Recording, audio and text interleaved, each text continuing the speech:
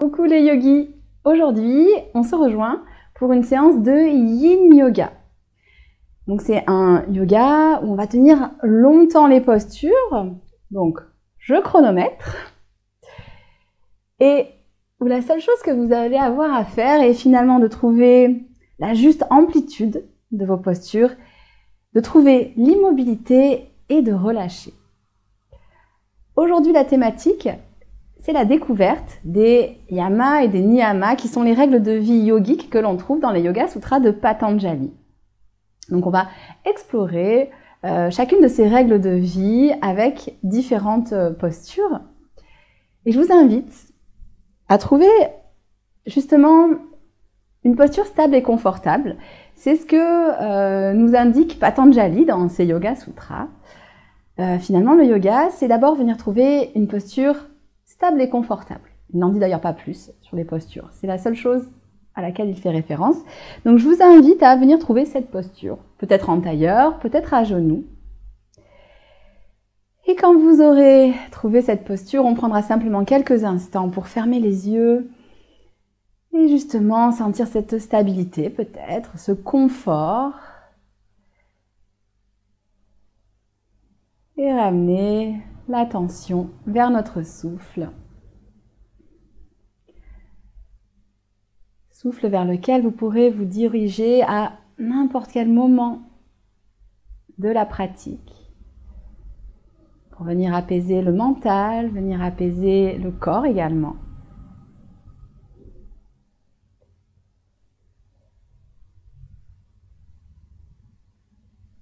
Et si des pensées surgissent, ce qui est fort probable, puisque nous sommes humains, alors comme d'habitude, observez-les, laissez-les passer, revenez vers votre souffle et vers vos sensations.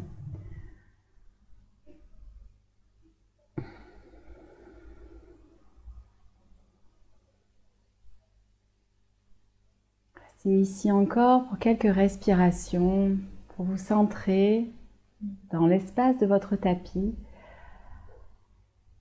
avant de partir à la découverte de ces yamas, les règles de vie sociale, et de ces niyamas, les règles de vie personnelle, qui sont au nombre de 10. Puis vous pouvez ouvrir les yeux et on va venir prendre notre première posture. C'est une posture dans laquelle vous allez avoir besoin peut-être d'un coussin, peut-être de briques, en tout cas d'un support. Si vous avez un bolster, c'est l'idéal. Mais si vous n'avez pas de bolster, n'importe quel support finalement sur lequel vous resterez stable et confortable fera l'affaire. Donc pour partir à la découverte de notre premier yama, je vais vous inviter à choisir un support et à venir vous allonger sur ce support. Le cœur ouvert, relâchez les jambes. Si le bas du dos a tendance à tirer un petit peu, n'hésitez pas à reculer votre support pour trouver la juste amplitude de pratique. Et vous pourrez, dès que c'est fait, fermer les yeux et trouver votre immobilité dans cette pratique. Pour les 3 minutes qui viennent,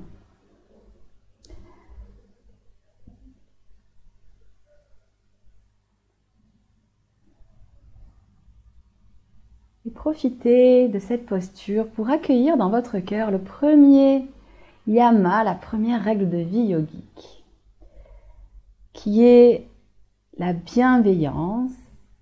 Et la bienveillance, y compris envers nous-mêmes.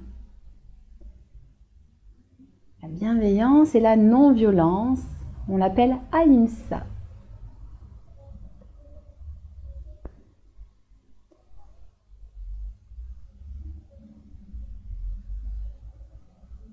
Et pour ça, je vous invite à chaque fois que des pensées vont surgir dans la posture où vous êtes, à ne pas vous juger, à faire preuve de bienveillance envers vous-même.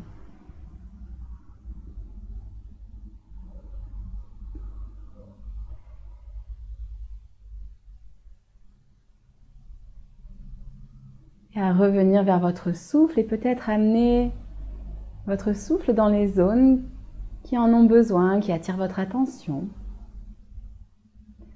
Amenez votre souffle avec bienveillance.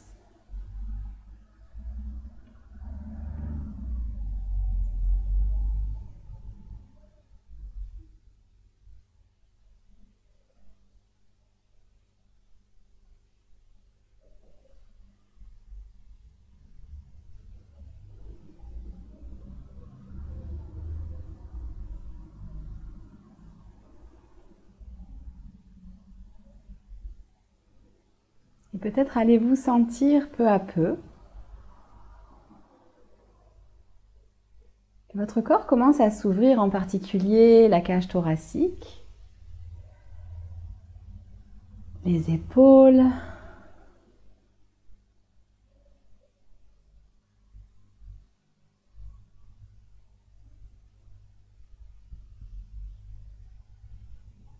restez ici encore quelques respirations.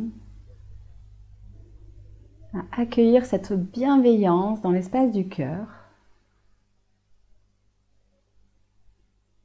Prenez une belle inspiration et expirez par la bouche si vous en avez envie.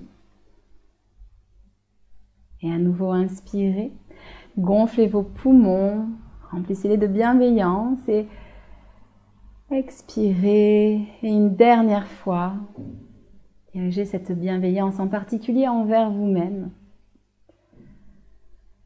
Expirez et on va pouvoir doucement se redresser à votre rythme. Prenez votre temps. Vous allez pouvoir peut-être déposer les mains vers l'arrière, les genoux fléchis. On reste ici quelques instants avant de venir trouver notre deuxième posture qui va nous guider vers les deux prochains yamas, qui sont Satya et Asteya, qui sont la vérité et l'honnêteté. Et pour ça, j'ai choisi une posture où justement, je vais vous demander de prendre la variation qui est bonne pour vous. C'est la posture du cordonnier. Donc, vous avez le choix.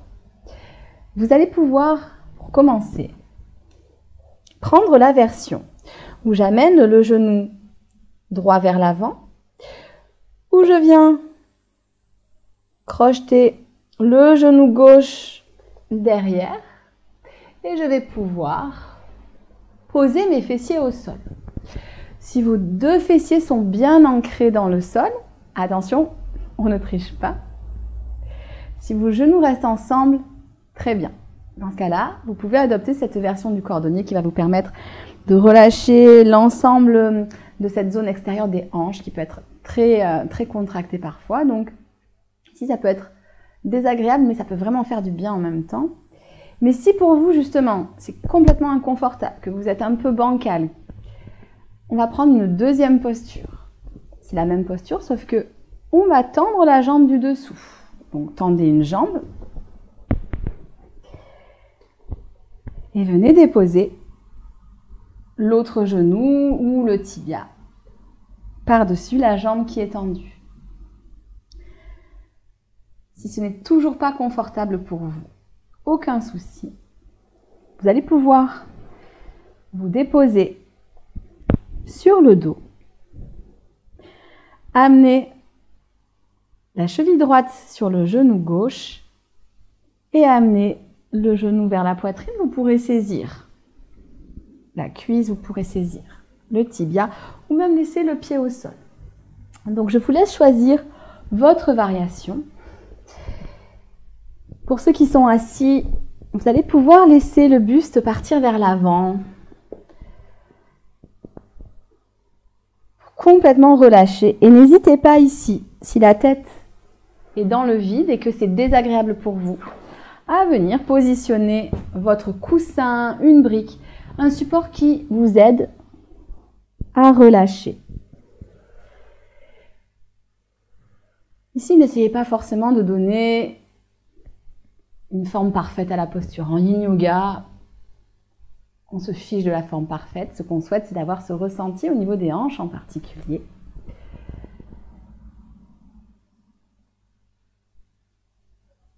Et ici, c'est une posture qui me semble intéressante. Pour travailler Satya, c'est la vérité, la sincérité. Ici, ce sont des postures qu'on tient longtemps en yin yoga. Et peut-être que parfois, choisir une variation un peu plus douce est finalement plus profitable. C'est peut-être ça la vérité. En yin yoga, on cherche vraiment cette justesse d'amplitude. Donc n'hésitez pas, si à un moment vous vous apercevez que vous êtes allé trop loin dans la posture, à revenir un peu. Il n'y a aucun souci. On va rester ici encore 1 minute.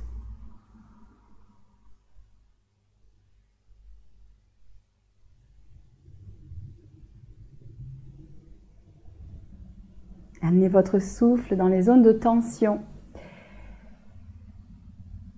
Et servez-vous peut-être aussi de votre souffle pour calmer le mental qui parfois s'agite, qui nous demande de remonter dans la posture, qui se demande pourquoi est-ce que on fait ce cours, pourquoi est-ce qu'on s'inflige ça.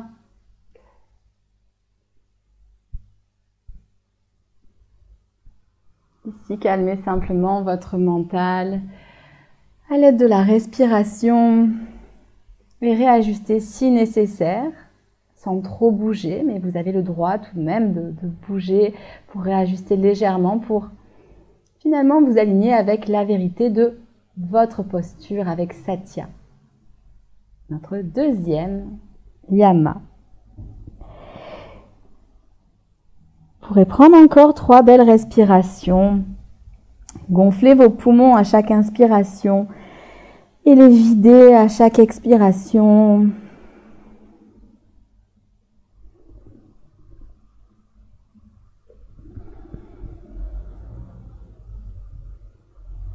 N'hésitez pas à expirer par la bouche si vous sentez que vous en avez besoin. Et puis vous pourrez tout doucement vous redresser à votre rythme. Restez sur le dos si vous êtes sur le dos, on va faire l'autre côté. Sinon, décroisez les jambes. On prend quelques instants, toujours les mains vers l'arrière. N'hésitez pas à faire des petits va-et-vient si c'est nécessaire avec vos genoux. Là encore, aucune obligation.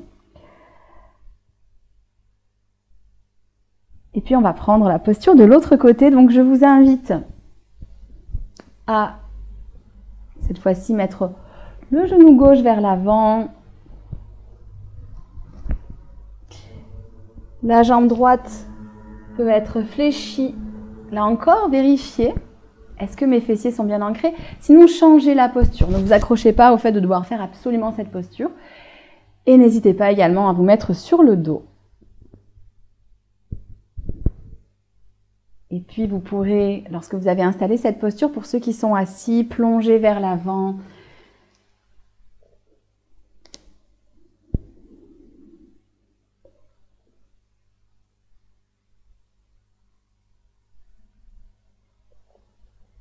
C'est le moment peut-être justement de parler de notre troisième yama, Asteya, qui est l'honnêteté, le fait de ne pas voler. Et ne pas voler, ça peut être aussi ne pas voler votre temps, votre énergie. Et la pratique du yin yoga peut nous aider grandement en ça, puisque elle amène notre conscience à se poser sur le souffle, à se poser sur le corps. Ça, c'est des choses qu'on oublie parfois. C'est pour ça qu'on a tendance à finalement à se voler à soi-même son temps, son énergie. Ici, au contraire, le Yin Yoga, c'est l'éloge de la lenteur. C'est prendre son temps. Trouver son immobilité. Ce qui est loin d'être facile dans nos sociétés, justement, où on a tendance à bouger dans tous les sens.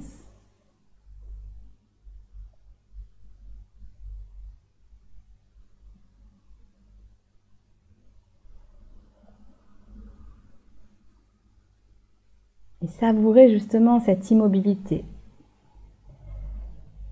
ce temps que vous vous offrez, cette énergie que vous êtes en train finalement quelque part de récupérer dans cette immobilité.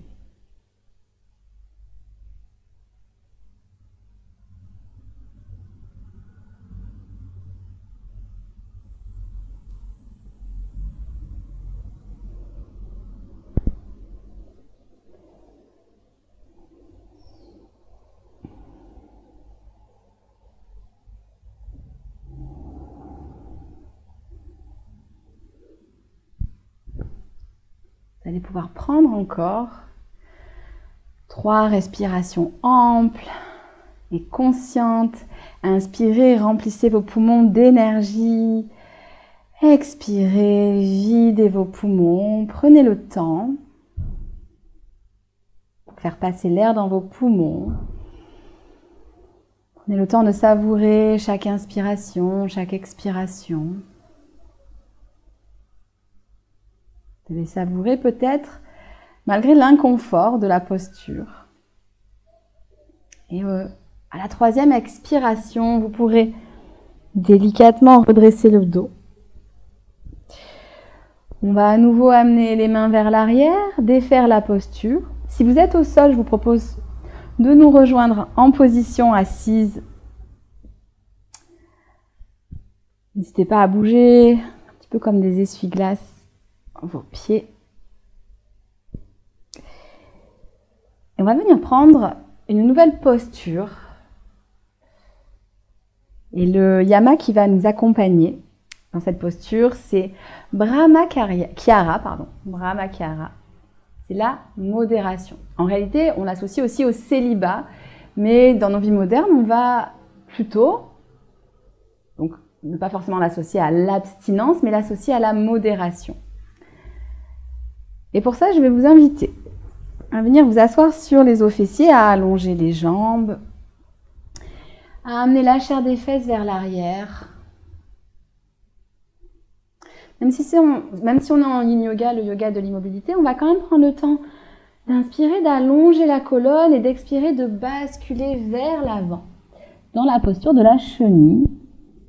Habituellement, je vous dis qu'il faut garder un dos bien droit. En yin yoga, pas de forme. Relâchez. Relâchez vers l'avant.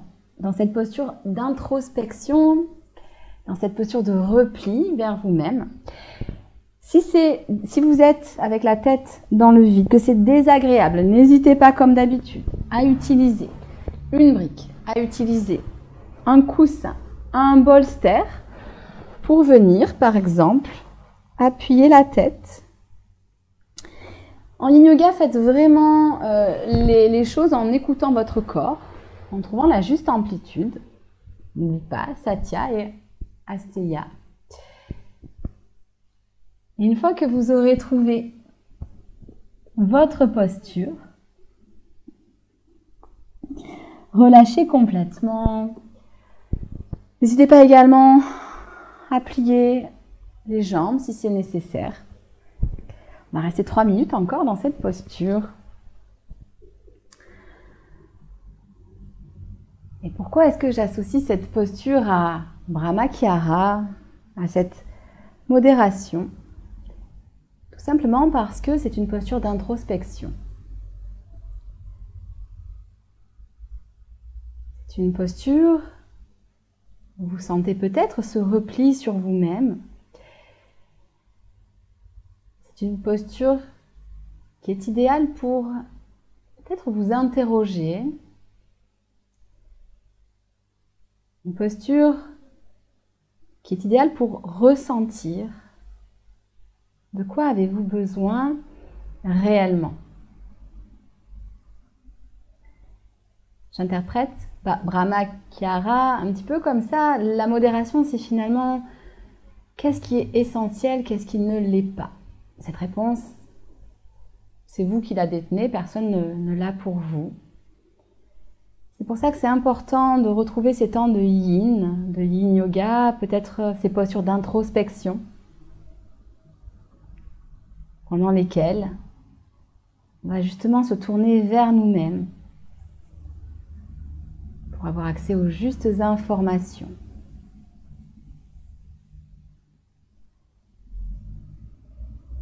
Quelles sont mes priorités? Quel est mon essentiel?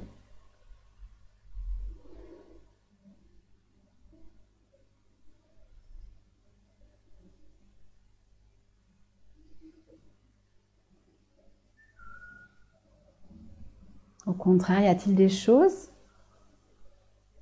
que je pourrais éliminer dans ma vie pour faire plus de place, pour être peut-être plus en ligne avec ce yama de la modération, Brahmakyara.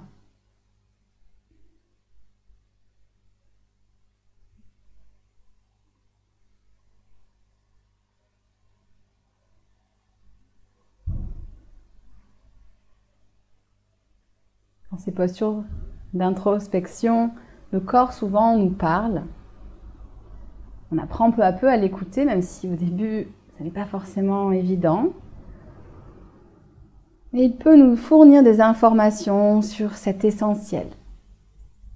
De quoi est-ce que j'ai vraiment besoin?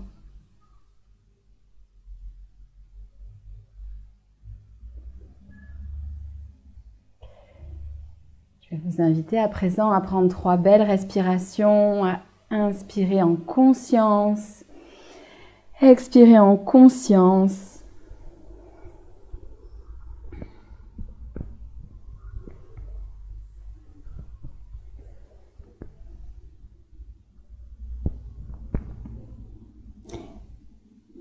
Et lorsque vous aurez fait cela 3 fois, vous pourrez doucement déplier la posture et encore une fois amener les mains vers l'arrière à votre rythme. Pour quelques instants de rebond, on laisse l'énergie circuler.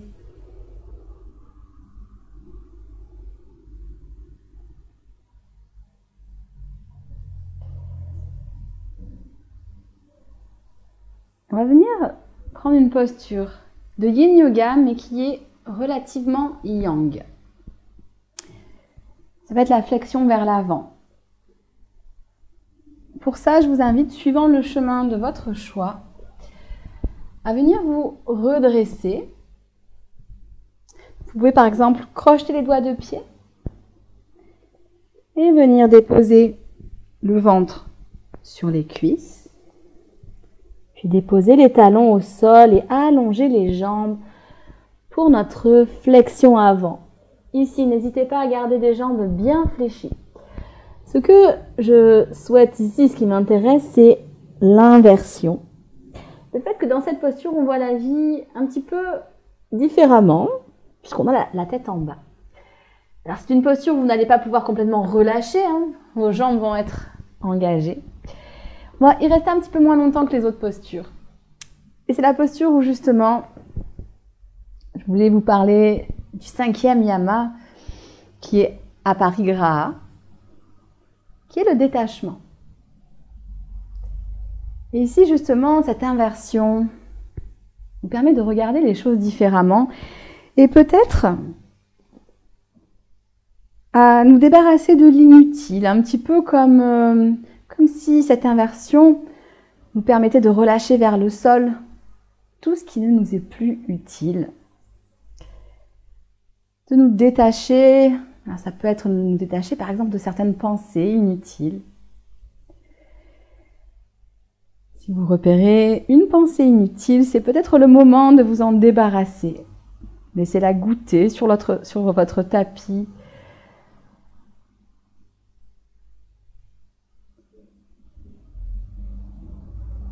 Continuez à respirer dans la posture. Sentez le ventre contre les cuisses. Et peut-être la colonne qui s'allonge légèrement à chaque respiration.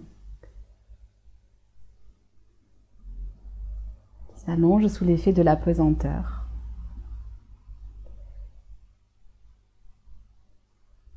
Et puis vous pourrez déposer les mains au sol, si ce n'était pas déjà le cas. Et on va venir s'asseoir pour aborder notre premier niyama, qui est Saosha, la pureté. Alors pour la pureté, j'ai choisi de vous faire travailler une torsion au sol. Vous allez pouvoir vous allonger, ramener les pieds vers les fessiers. On va légèrement décaler le bassin vers la droite. Les bras sont en croix, paume de main vers le ciel. Amenez les genoux à la poitrine et laissez tomber ces genoux vers la gauche. Le regard peut se porter vers la main arrière et je vous propose ici d'ajuster la posture. L'idéal est d'avoir les deux épaules dans le tapis. Et pour ça, peut-être que vous aurez besoin de venir glisser soit un coussin, un bolster, ça marche aussi avec une brique. Peut-être entre les genoux, ça peut être très agréable. Peut-être sous les genoux. Je vous laisse trouver votre juste posture. Et Saosha est associé justement donc à la pureté. En particulier, aujourd'hui, je vous fais faire des torsions parce que ce sont des postures qui permettent la digestion. Saosha est lié à pas mal de pratiques qui permettent justement de nettoyer le système digestif.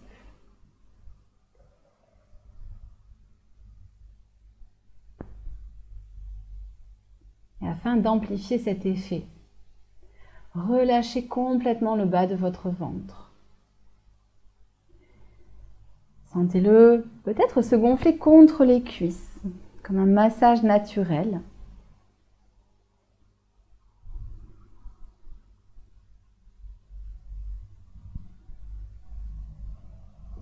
Relâchez également le bas du dos.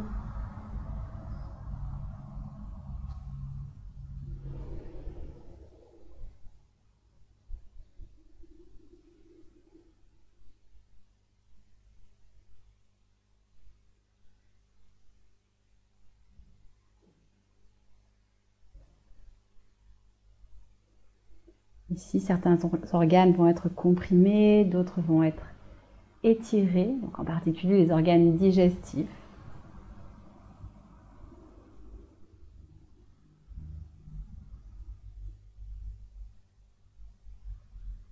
Ce sont des postures que vous pouvez faire même quotidiennement pour travailler autour de ce niyama, Saosha, la pureté.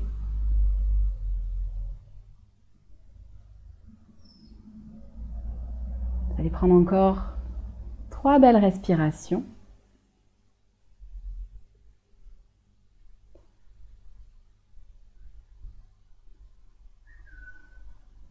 Déployez à chaque fois vos poumons et videz-les avec conscience.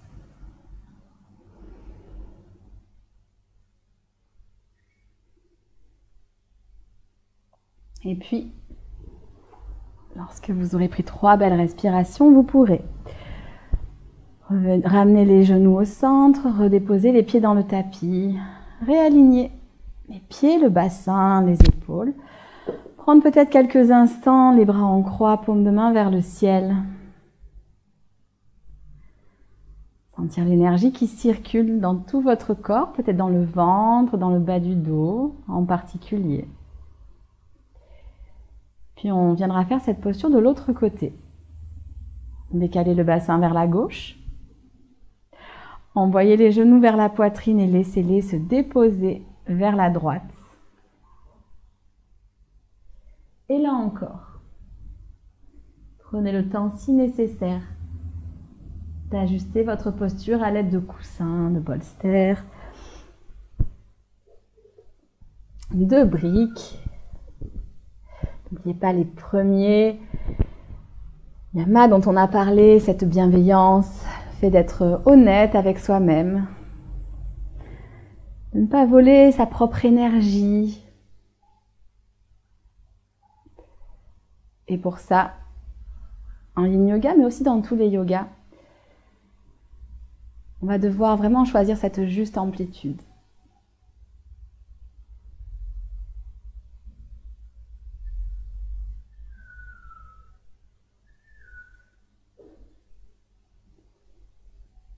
Là encore, amener la conscience vers le ventre, vers les mouvements du ventre.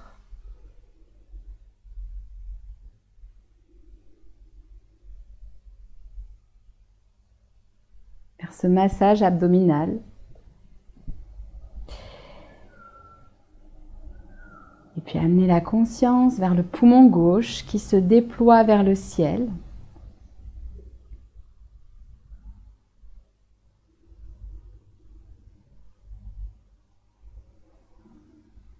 Vers ces mouvements d'air à l'intérieur de vos poumons qui permettent de renouveler cet air.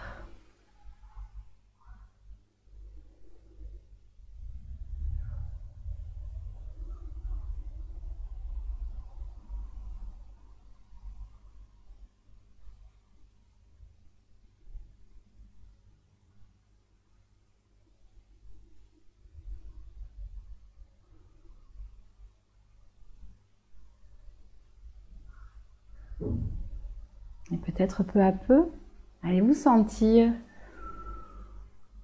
un peu plus de relâchement dans la posture. En yin yoga, le corps met parfois du temps à se relâcher, c'est normal. C'est pour ça qu'on reste plusieurs minutes dans chaque posture. Et en écoutant bien ce corps, parfois on sent vraiment comme un relâchement. Hop, le corps a compris, il est en sécurité, il peut se relâcher. Les tissus profonds se relâchent.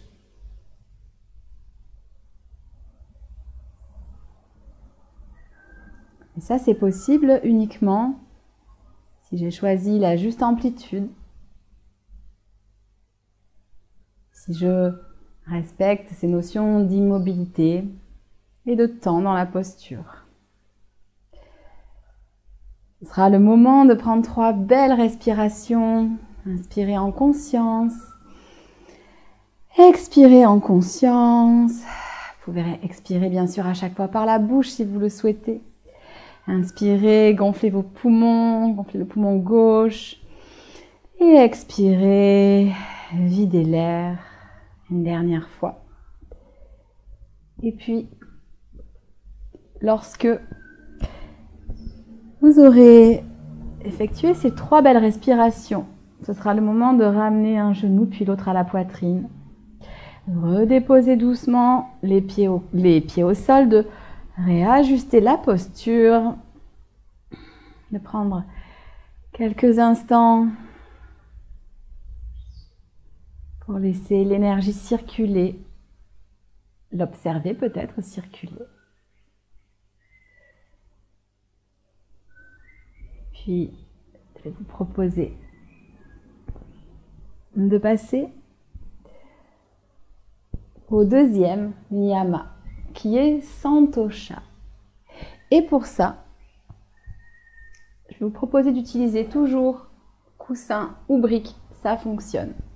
On va venir faire un demi-pont soutenu. Donc pour ça, on va se mettre dans la posture du pont. Donc les pieds sont au sol, les jambes fléchies. On va venir soulever le bassin et glisser. Alors ça va dépendre de ce que vous avez. Peut-être un bolster sous le sacrum, peut-être une brique. Choisissez la hauteur de la brique. Ce choix vous appartient complètement. Et je vais vous inviter ici à envoyer les mains vers l'arrière. relâchez les bras pour sentir une ouverture de cœur s'effectuer. Les jambes pourront rester ainsi ou alors vous pourrez allonger les jambes si c'est confortable. Et peut-être même, si vous le souhaitez, amener la plante des pieds face à face pour une pose du papillon. Ne faites ça que si c'est confortable. Si vous sentez que ça tire dans le bas du dos, dans les hanches de manière désagréable, ne le faites pas. Ici, ce qu'on souhaite simplement, c'est ouvrir cette zone de l'avant du corps, du psoas jusqu'à la cage thoracique, pour accueillir notre deuxième niyama qui est Santosha. Santosha, c'est l'acceptation de ce qui est. Et Santosha, ça va même un peu plus loin, c'est la gratitude de ce qui est. Comme dans cette posture, une posture de vulnérabilité, vous offrez l'avant de votre corps en réalité. Cette posture, vous pouvez venir accueillir non seulement l'air dans vos poumons, les sensations d'étirement dans votre corps. Vous pouvez venir également accueillir toutes les émotions qui se présentent. Et simplement les observer, les accepter.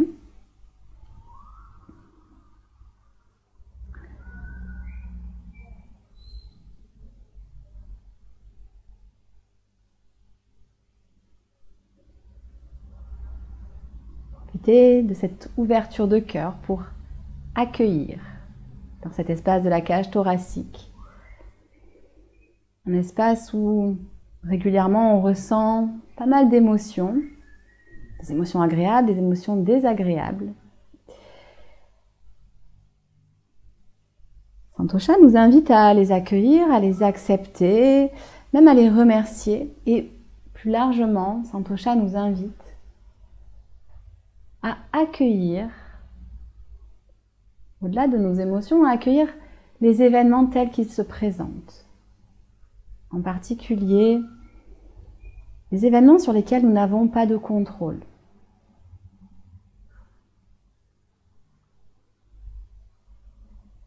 Et lorsque ces événements ne correspondent pas à ce que l'on souhaiterait, forcément apparaissent de la frustration, parfois de la colère. Santosha nous invite justement à accepter ce qui est, parfois même à le remercier, pour éviter justement de cultiver ces émotions qui ne sont pas forcément agréables, comme la colère, comme la frustration. Santosha nous invite à les reconnaître, à les voir, mais à ne pas s'y accrocher.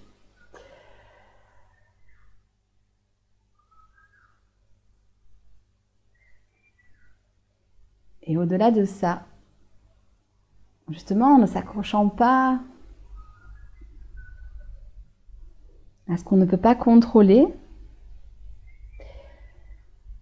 on peut souvent finalement transformer certaines situations et rebondir. C'est pour ça que Santosha nous invite même à la gratitude.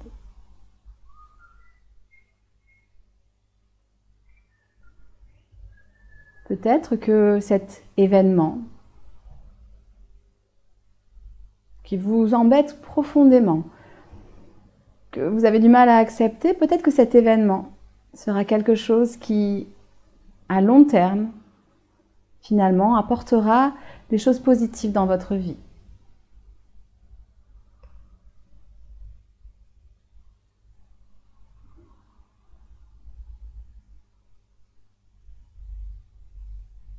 Et on va prendre 3 belles respirations.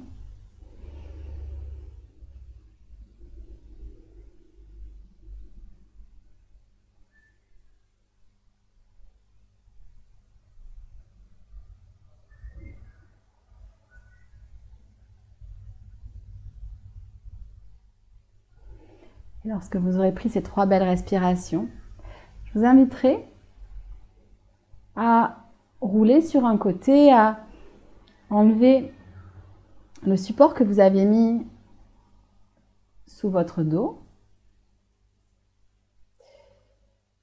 Et puis, vous pourrez vous redresser à votre rythme. Prenez votre temps. Le yin, c'est vraiment l'éloge de la lenteur. On va pouvoir venir quelques instants, soit à genoux, soit en tailleur, pour allonger la colonne.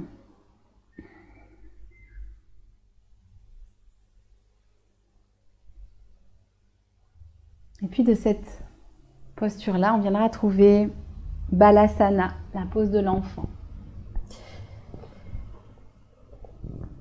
Amenez votre ventre contre vos cuisses.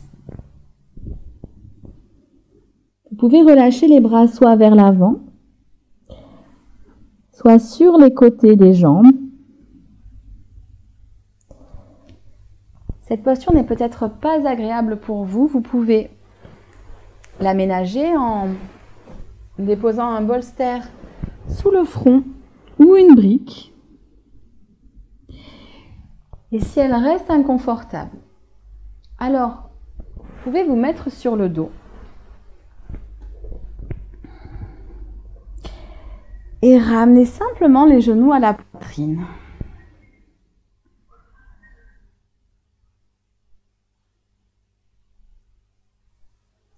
Et nous allons aller vers notre 3e niyama dans cette posture qui est tapas. Alors tapas, c'est l'ardeur, c'est la persévérance.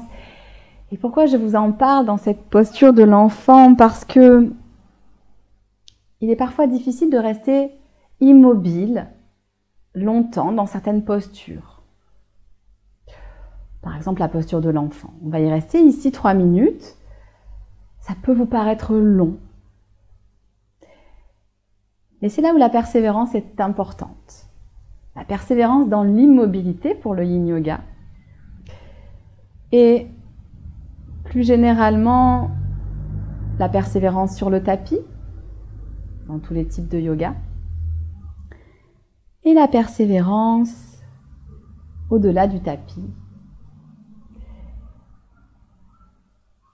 C'est là où tapas a besoin d'être équilibré. Cette persévérance a besoin d'être équilibrée avec notre premier yama qui était ahimsa, si vous vous souvenez, qui était la non-violence, de l'ardeur, oui, de l'ardeur pour accomplir ce qu'on souhaite accomplir, mais sans violence envers nous-mêmes. Et la deuxième règle de vie yogique qui me semble importante pour équilibrer tapas, la persévérance, c'est justement santosha dont on vient de parler, c'est l'acceptation. On retrouve finalement cette idée qu'on retrouve dans plusieurs philosophies que le juste équilibre, c'est d'accepter ce que l'on ne peut pas contrôler et de faire de son mieux, de persévérer par rapport à ce qu'on peut contrôler.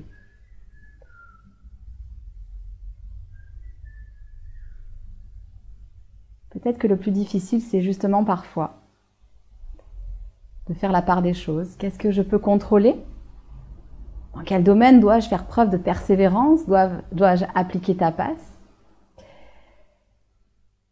Et au contraire, qu'est-ce qui n'est pas de mon ressort? Qu'est-ce que je ne peux pas contrôler? Dans quel domaine dois-je appliquer santosha?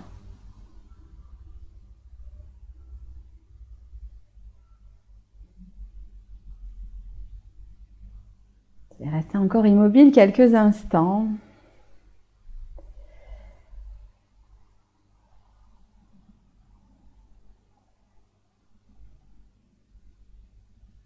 Persévérer dans cette immobilité qui est tellement compliquée pour certains d'entre nous, dont je fais partie, dans nos sociétés. mais qui est tellement utile, tellement nécessaire pour équilibrer le corps, équilibrer le mental.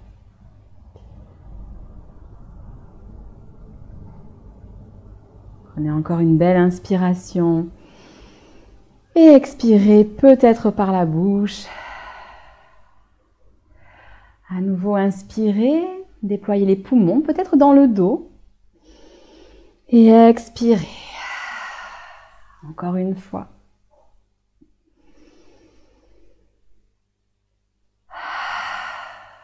Et doucement, à votre rythme, vous allez pouvoir vous redresser. Et nous allons venir rejoindre, suivant le chemin qui est bon pour vous, au moment où c'est bon pour vous, le Shavasana, qui va nous conduire vers nos 2 derniers niyamas. Prenez le temps d'allonger la colonne au sol, de déposer les mains de part et d'autre du corps, paume de main vers le ciel, si c'est agréable pour vous. Les jambes peuvent se détendre au sol ou bien rester fléchies, genoux ensemble. Ou peut-être même, pour encore plus de confort, vous pourrez déposer sous les cuisses vos briques, votre bolster. Prenez quelques instants pour installer la posture et nous allons aller à la rencontre de nos 2 derniers niyamas. Le Shavasana, c'est le moment le plus important dans les pratiques de yoga, puisque c'est le moment où on va se connecter réellement à l'écoute du soi immobile, complètement relâché, l'écoute du corps, du mental. C'est une destination. C'est notre destination. Toutes les pratiques de yoga sont faites pour accéder à ce Shavasana. Ce Shavasana, il est important parce que il nous permet finalement de respecter le 4e niyama qui est Svadhyaya, qui est alors certes la connaissance des textes. Ça, on ne va pas forcément le faire en Shavasana, mais au-delà de ça, c'est aussi la connaissance de soi. Cette connaissance de soi, Shavasana, c'est un moment idéal pour y accéder. Pour accéder aux signaux de mon corps, à ses chuchotements.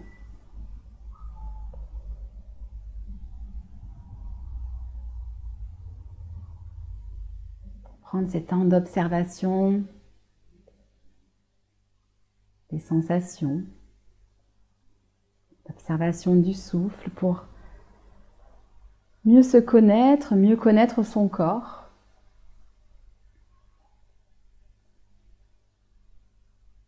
Mieux connaître également son mental qui parfois s'agite. Et si c'est le cas, on le ramène vers le souffle. C'est également le moment pour s'abandonner au dernier niyama, qui est Ishvara Pranidhana, qu'on traduit par dévotion. Alors bien sûr, ça peut être la dévotion à une religion, mais moi j'ai plus envie de vous parler la dévotion à quelque chose qui est supérieur à nous, un petit peu comme notre appartenance à un tout. Et je trouve que Shavasana, c'est vraiment ce moment idéal pour se sentir appartenir à un tout. Et ce tout, ça peut être une croyance, mais ça peut être aussi simplement la nature qui nous entoure. On n'a pas besoin d'être croyant pour respecter Ishvara Pranidhana. On a simplement besoin de prendre le temps de se connecter à ce qui nous entoure pour se sentir appartenir à quelque chose de plus grand.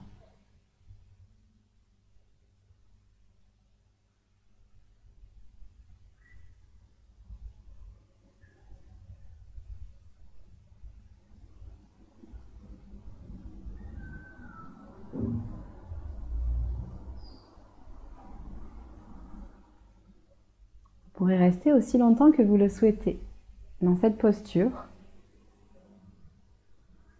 Essayez de ressentir justement cette appartenance à la nature. Chacun de nous est un être qui appartient à cette nature.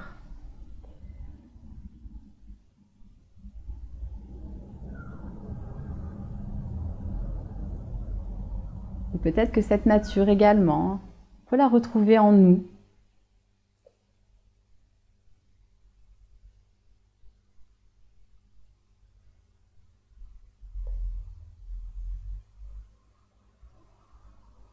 Et puis, si vous souhaitez par contre terminer avec moi cette pratique, vous allez pouvoir vous redresser suivant le chemin de votre choix. Donc ça peut être avec les genoux qui vont revenir doucement à la poitrine en prenant le temps de mobiliser les différentes articulations des doigts, des poignets, puis des orteils, des chevilles.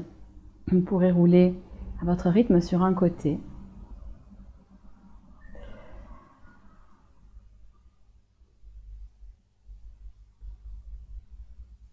On viendra s'asseoir, ça peut être en tailleur, ça peut être à genoux.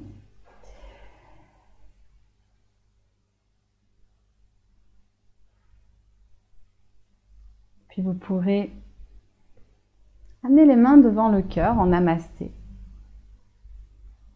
Et peut-être prendre le temps ici de choisir pour vous un des yamas ou des niyamas dont on a parlé. Peut-être cette bienveillance ou alors cette vérité, cette honnêteté. Peut-être la modération ou le détachement.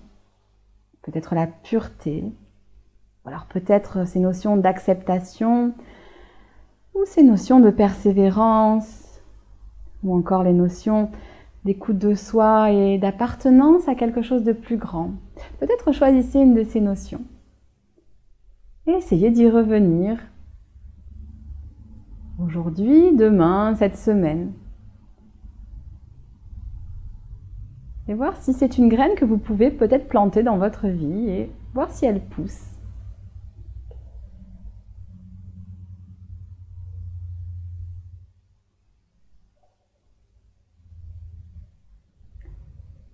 Et puis lorsque ce sera fait, vous pourrez redéposer les mains,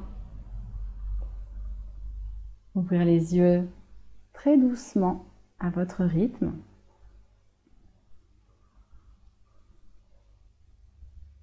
Moi, je vous remercie. Je vous dis namasté. Je vous invite, si vous voulez en savoir plus sur ces thématiques, par exemple des yamas, des niyamas qu'on peut concrètement appliquer au quotidien, n'hésitez pas à me suivre sur les réseaux ou également à vous inscrire à ma newsletter. Je vous dis à très bientôt. Je vous souhaite une excellente après-midi ou matinée ou soirée suivant le moment auquel vous faites cette pratique. À très bientôt.